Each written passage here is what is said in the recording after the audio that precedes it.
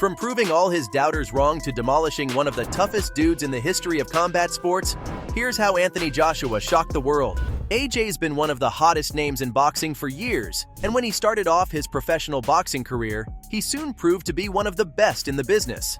But then, out of nowhere, he faced two huge setbacks. Despite that, he's come back stronger, and now he's made his haters eat their words. His career's been one for the ages so far, as he won numerous medals while representing the UK in different competitions, such as the Olympics. And after going pro, he went on one of the craziest 6-year runs you can imagine. He destroyed all the foes that threatened to come in his way, winning his first 22 fights with ease. Soon he became the most accomplished heavyweight boxer of the modern era, as he held all heavyweight titles except the WBC championship. But he went from hero to zero in June of 2019 when we witnessed one of the biggest upsets of all time as Andy Ruiz KO'd him. He wasn't disheartened though, and he made sure to avenge that loss later that year. And when he fought Kubrat Pulev in 2020, he looked better than ever. I think no question, Sergio, you're right. Look at that right hand. There's a highlight reel shot.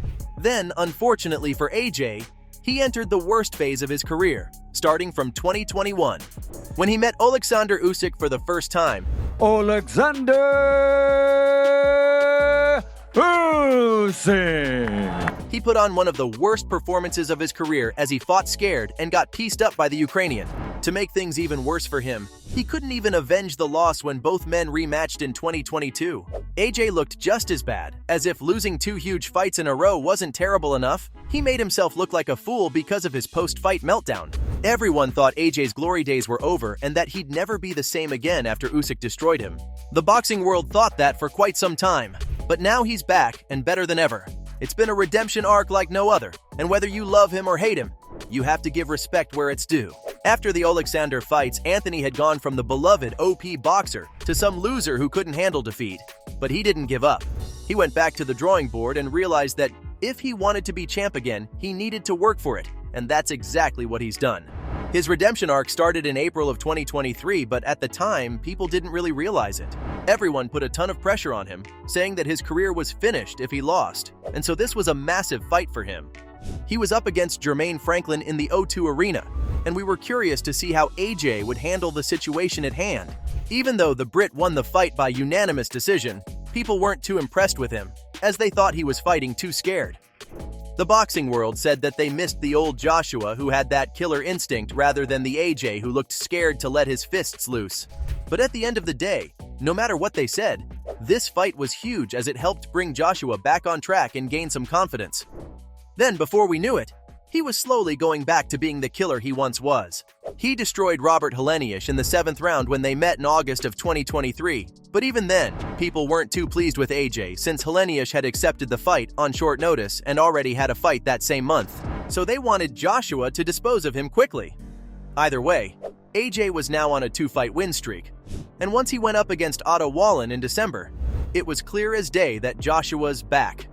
He pieced Otto up so badly that his corner had to step in and wave the flag on his behalf.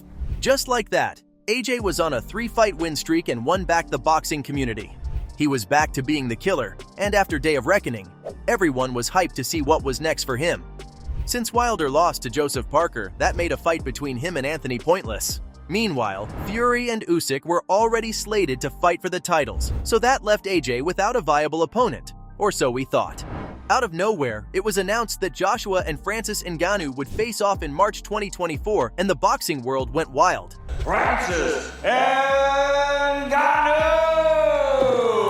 Well, here comes the Predator. Great ovation here for Francis Ngannou, the 37-year-old Israel Adesanya.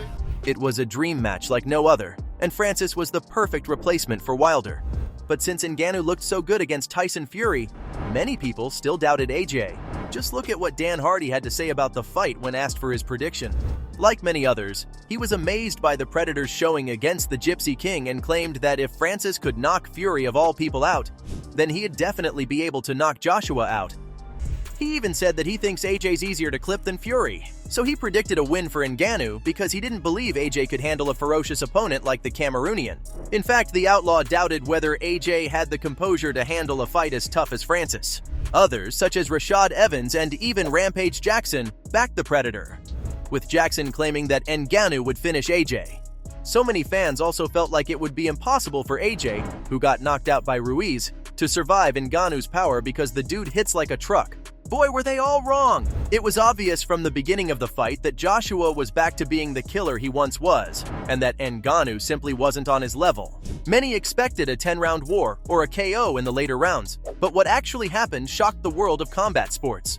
In the first round, AJ kicked things off by utilizing his jab and measuring the distance, so he was doing pretty good while Francis did nothing. He was mostly fighting defensively, and when he tried to land punches, nothing landed. Meanwhile, AJ's jabs were still working well for him. Ngannou did have a chance to do some damage when he pushed AJ to the ropes, but Joshua wasn't gonna let that happen, so he evaded all the punches before going for a clinch.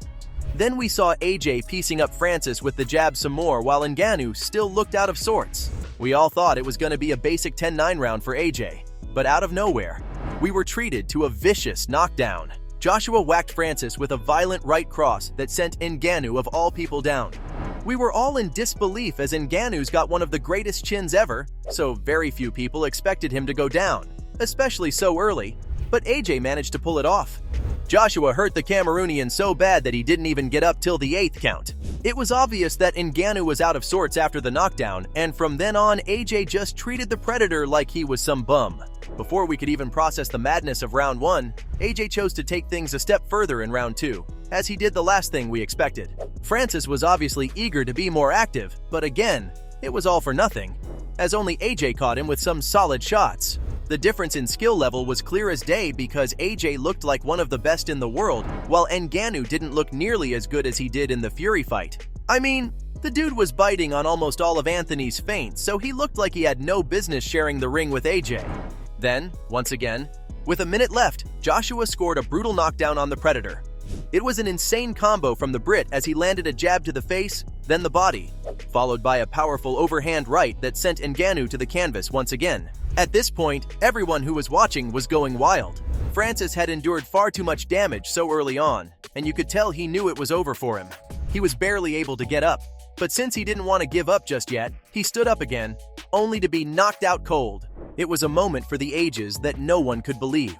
Sure, winning via decision would have been a solid achievement for AJ, but no, he made a statement that struck fear in the hearts of all his foes. He knocked one of the baddest dudes on the planet out cold, and now everyone rates AJ as being way better than both Wilder and Fury.